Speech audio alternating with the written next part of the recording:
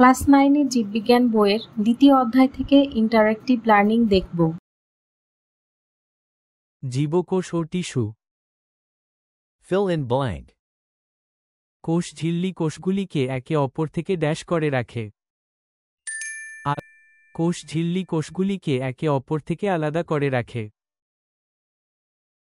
প্রোটোপ্লাজমের বাইরে যে স্তরটি থাকে তাকে ড্যাশ বলা হয়। প্রোটোপ্লাজমের বাইরে যে স্তরটি থাকে তাকে কোষ ঝিল্লি বলা হয়।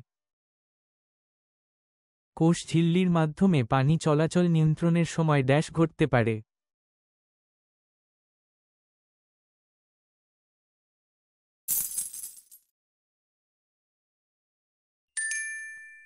অসমোসিস। কোষ ঝিল্লিকে অন্য ভাষায় ড্যাশ মেমব্রেন বা প্লাজমালেমা বলা হয়। প্লাজমা। কোষ ঝিল্লি ড্যাশ মাধ্যমে পানি ও খনিজ লবণ চলাচল নিয়ন্ত্রণ করে। কোষ ঝিল্লি অসমোসিস মাধ্যমে পানি ও খনিজ লবণ চলাচল নিয়ন্ত্রণ করে। Ayasha, you've nailed it. All questions done.